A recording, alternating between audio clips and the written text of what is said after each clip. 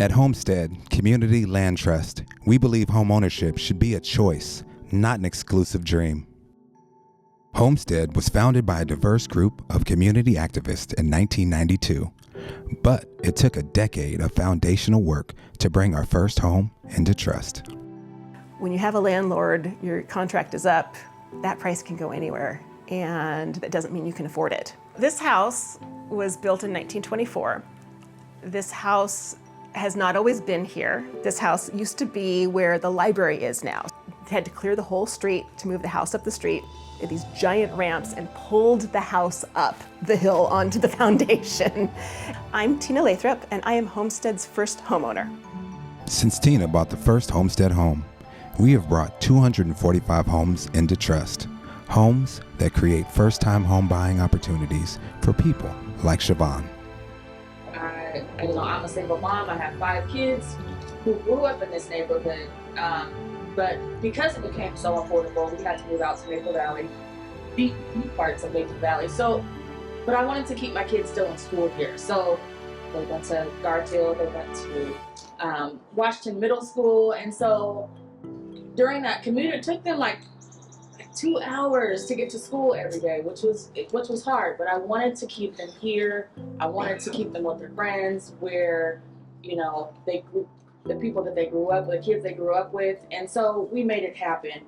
5 of us were in a small little 2-bedroom apartment in Maple Valley, and it was hard for us because we love each other, don't get me wrong.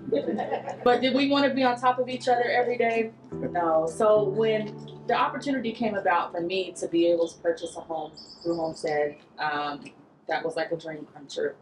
That was something that I never thought would be even attainable or possible, and Homestead did that for me. These 245 homes have given 300 qualified households an affordable home and the opportunity to build assets through homeownership.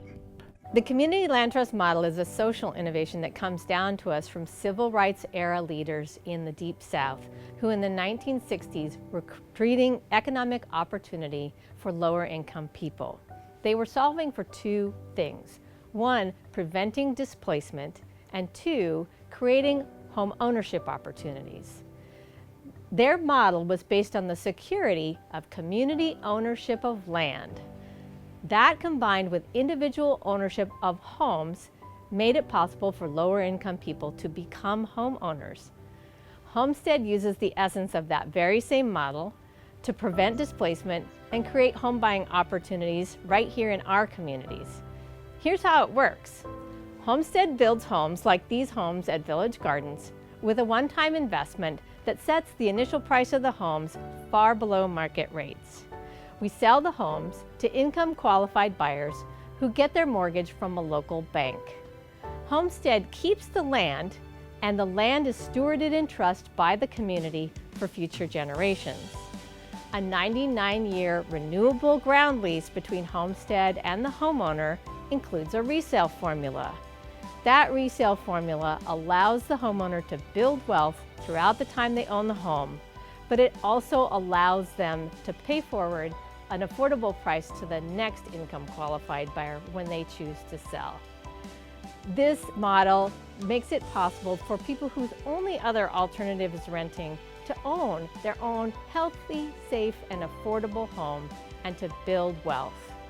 It's a very efficient use of affordable housing investments, and it gives affordability a permanent address in rapidly gentrifying neighborhoods. Today, we are showing what it looks like to not only create homes for folks to live in, but economic opportunities for generations to come. The ability to have home ownership in this city is one of the only ways that we can continue to combat the racist redlining history that is still plaguing cities like Seattle across this country. Home ownership is the antidote to not only redlining, but the racist bank lending strategies, the restrictive zoning covenants that are in this city, and the inability for folks to get out of generational poverty. As we build homes, we are giving voice to communities over what gets built, how homes are built, and by whom they are built. I want to extend our appreciation for you really being responsive to the messages that came from our community around restoration, and the need to be action-oriented about what is built, who is built for, and who is built with. You know, it's a strong principle within our work that nothing about us without us, and that we don't want to build for, but we want to build with our community. So this is a project that I think represents a light on the path. It represents that another future is possible. We support communities at risk of displacement by being more than allies. We seek to be accomplices that enable community-driven projects to succeed. Sorry, I don't want your allyship. I need you to be an accomplice. And so what they mean by that is they don't want someone to sit by them and say, oh, you know, that was terrible. I stayed with you. That is wrong. They're like, you can keep that. I'm still catching a bullet for that. What I need for you to say is, I'm not only standing with you, I'm gonna leverage my positionality, I'm gonna leverage my influence, I'm gonna walk into spaces that you don't get to walk into and breathe life that comes from you into those spaces and tell your story when no one's wanting to hear. And sometimes I may have to take a gut check for that, and I may not get funded for that. But I'm going to do it because as an accomplice to your work, that's how I walk in space with you. And that's what's happened with Homestead all this time.